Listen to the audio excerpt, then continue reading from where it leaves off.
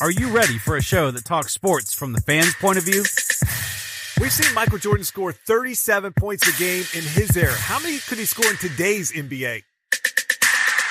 There's not a player out there who I'd rather have than LeBron James. Are you ready for a show that isn't afraid to challenge anyone when it comes to sports? If Adam Silver really wanted to fix tanking in the NBA, he would stop rewarding teams by giving them the best chance to win the draft lottery. I mean, how many times will Roger Goodell drop the ball on handling domestic violence in the NFL?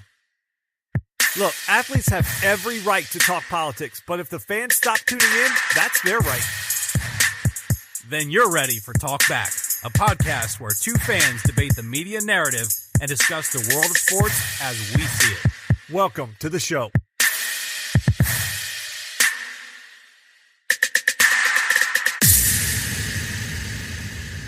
It's time for another edition of Talk Back. I'm one of your hosts, Eric Nesbit, and with me is your host and director of content, Justin Gay. And Justin, I got to tell you, I feel like the NBA season has been chugging along. It's picking up speed. We're getting closer to the playoffs. There's a lot to talk about, of course, with LeBron James, the crumbling of the Lakers. What are the Warriors going to do down the stretch? Last week, we talked about the Celtics and our Sixers. And then I feel like we're kind of getting punked here because the NFL says, hold my beer. We hit this NFL free agency period. We get the league season started. You allow trades to happen. And all of a sudden, the NFL once again takes over the media scene. And not only that, we've got Lamar Jackson taking cell phone video of him doing 105 miles an hour in his car. We've got the Giants GM apparently trying to destroy the team rather than do what Dorsey's doing in Cleveland, which would be making a team. And then you've got this character, Le'Veon Bell, that's right, the one that apparently is going to my Jets, signing for less money than he wanted out of Pittsburgh a year ago before he took the year off pouting about it. So, Justin, we're going to flip it around, and you've told me segment one is all NFL. That's right. We've got to bring it back to that football field and talk about free agency and these trades in segment one. And then in segment two, of course, we'll go back to the hardwood and check out the action in the NBA before we circle the track with NASCAR and finish up episode 239 of Talk Back.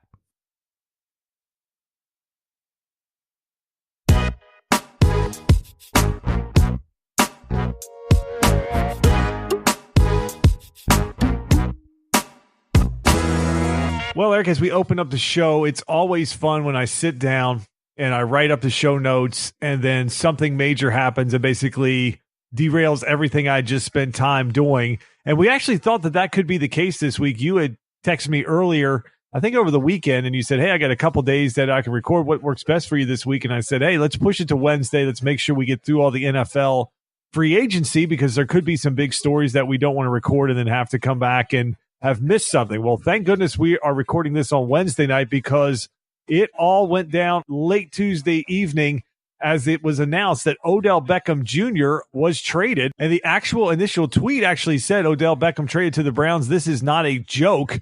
And that's the tweet that started getting retweeted by all the big NFL insiders. So, Eric, we had talked about this on the show, I believe 2 weeks ago. We actually had a discussion of who would you rather have, Antonio Brown or Odell Beckham Jr.? Talked about Jay Glazer being sort of out in front of this, making this his bold prediction that he felt Beckham would get moved. There was one of those too much smoke not to know that there was a fire somewhere and that behind the scenes, the Giants were, in fact, open for business when it came to Odell Beckham and getting him out of town. So let's take this from the Browns side. I put it on Twitter last night. I feel like the AFC North has basically been crumbling. I feel like all the teams that you would think would be competitive in that or would be fighting for the division have taken a step back. Pittsburgh not only lost Antonio Brown and Le'Veon Bell, which we'll talk about later in this segment, but they've had changes on the offensive line. They lost Mike Munchak. They have had some other pieces that they have lost, so they haven't really done anything that I think moves them forward. Ravens the same way. CJ Mosley, he's gone from this team. Terrell Suggs, he's gone from this team. Michael Crabtree, they released him before this process even started. So they've seen some big changes, and the Bengals, they're the Bengals. They haven't done anything. So it feels like even before this move, the Browns signed Kareem Hunt. they might be the team to beat in the AFC North. And now all of a sudden you give Baker Mayfield a true wide receiver one. You take a ton of pressure off Jarvis Landry. So what are we thinking here, Eric? Are we thinking that this on paper is the Browns division to lose? Wow. Can you believe you're even asking me that question right now? I know, after I was asking you like a year ago, would they win more than 4 or 5 games? I think is what Vegas had them at. Yeah. And we sat there last year and talked about, well, they'll probably win between 4 and 7 games. And they looked pretty stout in that division, considering all that they had been through for the last, 16 or 17 years. Yeah. They went through some coaching changes. And then when Mayfield came in, took over for Tyrod Taylor, there was obviously a shift made mentally with that team. I give a lot of credit to Baker Mayfield for that. But then the Browns, and again, credit where credit's due, John Dorsey, the GM, I mean, he did a fantastic job kind of making some moves with the Chiefs, comes over to the Browns. This guy is not messing around, and I know he gave up some draft picks. He gave up a safety and Peppers to get Odell, but he made that bold move for Kareem Hunt. He made another bold move for Odell Beckham Jr., and I feel like he's basically setting it up to say, okay, we're ready to win right now. We are not messing around. We are no longer going to be the laughingstock of the AFC North, and I think they've served notice for that right here. And I think that what they gave up, really, when you look at what this team needed, who are they going to get at 17 that's going to pan out to be better than Odell Beckham Jr. if he's right? Yeah, nobody. So you give up that first round pick and you get a player that can go out and perform and be a top 3, even the best receiver in the game. And you take so much pressure off Baker Mayfield and the rest of this team. They offensively really seemed like they turned the corner last year once they got rid of Todd Haley and Hugh Jackson, and Freddie Kitchens really got to run this thing the way he wanted, and they got to do a lot of the concepts that Baker Mayfield liked to do and had success with. They just didn't feel like they had all the pieces that they needed. The whole Josh Gordon thing fell apart early in the year. Teams really focused on Jarvis Landry, and Callaway was hit or miss. Now you've brought in Beckham Jr., which really just changes everything for this team. So, yeah, I think they saw the landscape of what was happening in the AFC, that it was really Patriots with an aging Brady, and it was the Chiefs up and coming with an eroding defense, that they had an opportunity basically to be the third best team in the AFC and to really step forward. Now, this is all on paper, and Beckham has struggled to stay healthy with this team. But, Eric, what they've done in such a short amount of time, it just goes to show if you can hit the quarterback position right and you take care of your salary cap, it gives you so much flexibility in the NFL today. Yeah, and I'll tell you real quick where I like it is 2 weeks ago when we talked about Brown versus Beckham and where would I go, I kind of went with the Brown route because he's proven year in and year out that he can be a 1,000-yard receiver with 100 receptions, that type of thing, and he can do it annually. Whereas I felt like Beckham, maybe he doesn't give you that potential. He gives you excitement during the games and he can give you big performances. But here's where it is for me with the Browns. It's the fact that now you move Landry back into his comfortable position. You move him back into being a slot receiver, an underneath guy. You've got Beckham as the threat, downfield, cross routes. And then you've got obviously good tight ends coming in Cleveland, one that was there last year. They just signed another one. And then you've got the backfield, Chubb and Hunt. It just feels to me like their guys are in the right spots now too. And that's what makes this offense really dangerous if you're, like you said, looking at it on paper, and you've got to feel good about it. Well, you say feel good about it. Giants fans can't feel good about what is happening in New York. What the hell are the Giants doing? I don't know how this GM is even safe to go out in public right now. I really don't. I'm confused, Justin. We debated last year's draft whether taking a quarterback or taking a running back was the smartest move. I think Saquon Barkley, for his effort, did everything he could do last year to prove that he was the right pick for them. But it's arguable whether that was the right pick overall, because now you've still got an Eli Manning. Now you've got basically no wide receiver core. Sterling Shepard is a good receiver, but I don't think he's a wide receiver 1 in the NFL. And then deeper than him on the depth chart, I don't even recognize those names.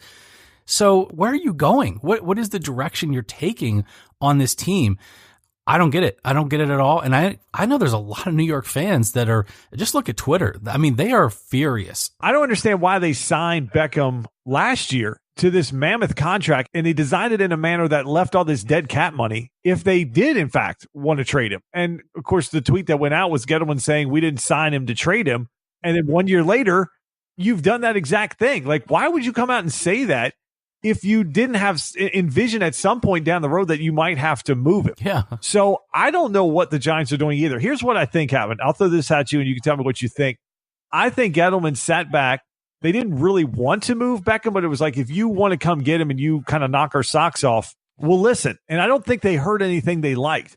But then I think they sat back and they saw what happened with Antonio Brown, that the guaranteed money was gone and he sort of got to dictate where he wanted to go and the market dried up. And all of a sudden, this number one wide receiver, this asset on your team, only got 2 mid-round picks. And I think Gettleman sat there and went, look, this roster we're not very good. We're not going to be very good, even if Eli's the quarterback or we go in the draft and we get somebody like Haskins or we move back and get somebody. We're not going to be a very good football team. So what if Odell goes crazy and he starts demanding a trade and he starts trying to dictate where he wants to go? We lose all the value. We lose all the leverage. Let's just move him now. We'll get a 1, we'll get a 3, and we'll get a player. That's pretty good compensation for a guy, and we'll get the cap relief next year.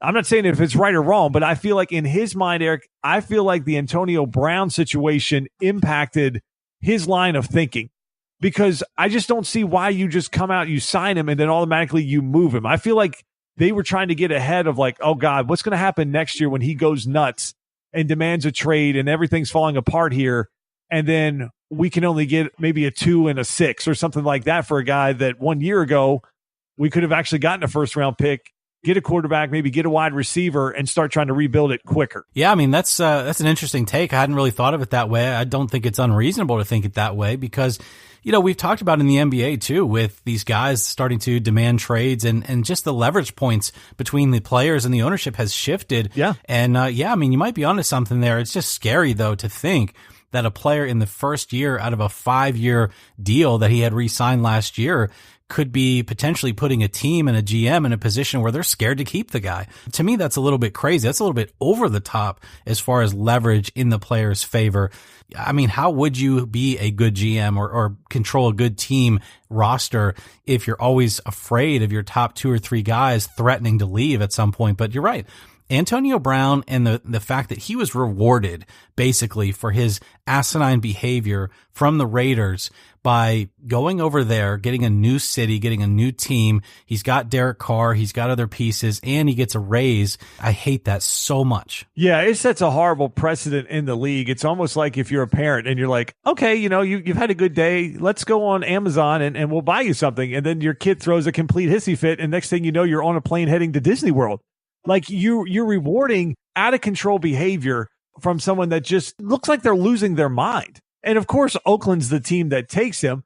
But at that point, a 3 and a 5 to get Antonio Brown, it doesn't seem like from them it's a big risk. But then they turn around and they give him a huge contract and they hook themselves in with a ton of guaranteed money in a deal. So it works out great. Brown gets out of town and he gets himself $30+ million guaranteed that he didn't have before on a $54 million contract with incentives. So that's where I felt like Brown set a precedent that you already had Beckham last year sitting with Lil Wayne on ESPN, basically trashing Eli. If that type of stuff keeps up, I don't see how the Giants could keep him around. Or what if he starts doing that to a rookie quarterback?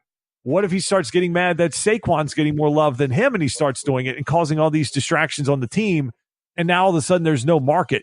You just move him now when it's kind of a move that, you know, people speculated, but I don't think anybody really felt like it was going to happen the way it did, as fast as it did, and a team like Cleveland jumping in. So I just think AB just kind of scared off some GMs, especially like older school guys like a Gettleman of like, I'm just not going to put up with that crap. I'll just get rid of it. And then look, we talked about even last year, why sign Beckham to this huge deal if you have all these concerns about him? Because from a public perspective, he looks like he's a distraction. I've seen tweets of guys saying, no, he's one of the hardest workers on the team. He's a locker room guy. He keeps players together. But Eric, he just looks like a massive distraction. And that's what Antonio Brown had become. And basically for Pittsburgh, they were in a no-win situation because they're going to have to eat a ton of dead money anyways. If you keep him around, he's a major distraction for this team. They're almost backed into a corner where they had to move him because I feel like for Pittsburgh, it's almost addition by subtraction that you get him out of there get that distraction out of there and start trying to change that culture that badly needs to be changed. But then you have the Ben factor still there. Yeah, I don't blame Pittsburgh one bit. After the franchise tag situation with Bell,